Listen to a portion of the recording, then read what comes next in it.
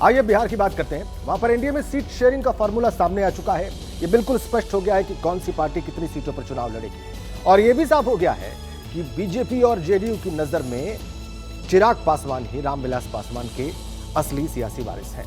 अब सबकी नजरें पशुपति पारस पर है।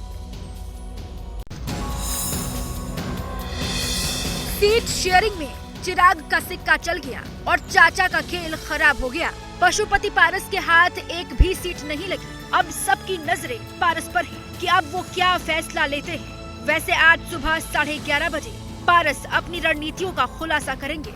सीट बंटवारे में चिराग पासवान के खाते में 5 सीटें आई हैं, जिनमें वैशाली, हाजीपुर, खगड़िया, जमुई, समस्तीपुर शामिल है। बिहार में एनडीए में सीट बंटवारे के फॉर्मूले के मुताबिक बीजेपी 17 सीट और जेडीयू 16 सीटों पर चुनाव लड़ेगी। एलजेपीआर 5 सीट, एचएम 1 सीट और आरएलएम भी 1 सीट पर चुनाव लड़ेगी। बिहार में मजबूती से आने वाले चुनाव लड़ेंगे और फिर एक बार मोदी सरकार ये जो नारा है वो जमीन पर उतारेंगे। बिहार जो 40 का 40 सीट है वो 2024 में एनडीए गठबंधन लेके आए।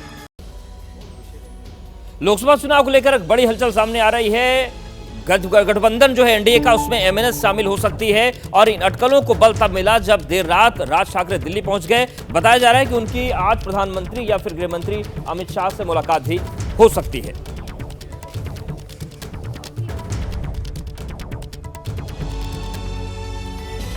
इस बीच महाराष्ट्र में कांग्रेस को एक और बड़ा झटका लग सकता है, क्योंकि प्रिया दत्त शिवसेना शिंदे गुट में शामिल हो सकती हैं, उसका दामन थाम सकती हैं और इसी बीच राज ठाकरे के भी वहां पर जाने की बात है और ये एक बिल्कुल नया इक्वेशन बनता दिखाई दे रहा है महाराष्ट्र में।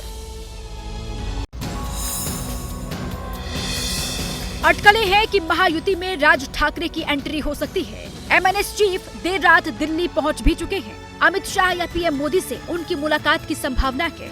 अगर राज ठाकरे की एनडीए में एंट्री होती है तो एमएनएस के खाते में दक्षिण मुंबई की सीट जा सकती है।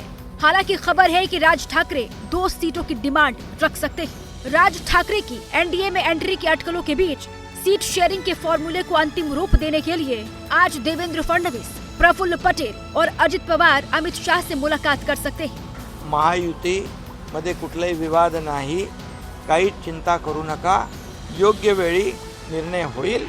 महाराष्ट्र को लेकर एनडीए में जारी हलचल के बीच बड़ी खबर कांग्रेस खेमे से भी आ रही है। सूत्रों का दावा है कि महाराष्ट्र में कांग्रेस को बड़ा झटका लग सकता है।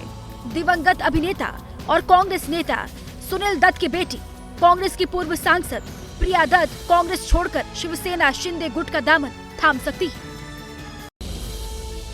तेलंगाना के पूर्व सीएम केसीआर की बेटी के कविता की गिरफ्तारी के बाद ईडी की जांच की आज केजरीवाल तक पहुंचती हुई दिखाई दे रही है। अब तक की जांच में ईडी ने जो खुलासे किए हैं उससे चुनावी तापमान बढ़ता हुआ नजर आ रहा है। ईडी की जांच में के कविता के साथ अरविंद केजरीवाल का नाम भी जुड़ गया है। ईडी ने दावा किया है कि नई आबकारी नीति से लाभ उठाने के लिए के कविता ने अरविंद केजरीवाल, मनीष सिसोदिया और दूसरे आप नेताओं के साथ मिलकर साजिश रची। आरोप है कि आप नेताओं को 100 करोड़ रुपए का पेमेंट भी किया गया। इसके बदले के कविता और उनके सहयोगी का प्लान शराब नीति में बदलाव से प्रॉफिट में वसूली का प्लान था। ईडी और सीबीआई भारतीय जनता पार्टी के गुंडे बन के रह गए। ईडी के पास अरविंद केजरीवाल के खिलाफ 1 पैसे का सबूत नहीं है। भ्रष्टाचारी और अपराधी के साथ सहानुभूति नहीं, कड़ाई से पेश आना चाहिए। ईडी के इस दावे के बाद सियासत में खलबली मच गई है। शराब घोटाला केस में अब तक आपके मनीष सिसोदिया, संजय सिंह और विजय नायर समेत कुल 15 लोगों को गिरफ्तार किया जा चुका है। और आइए बात करते हैं रंगों के त्योहार की, यानी कि होली की, जिसमें अभी तकरीबन 1 हफ्ते का वक्त बाकी है, लेकिन मथुरा, वृंदावन, बरसाना ये सब रंगों में सराबोर है।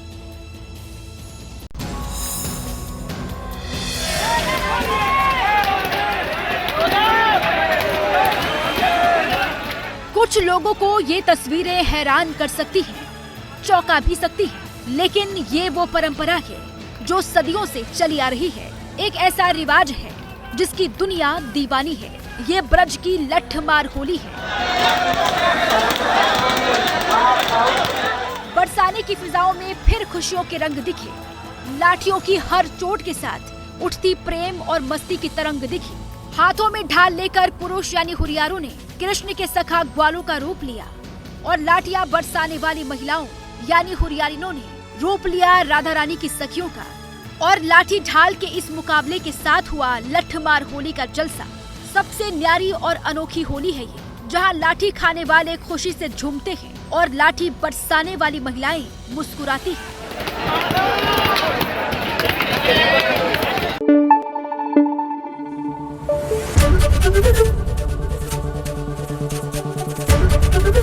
एबीपी न्यूज आपको रखे आगे।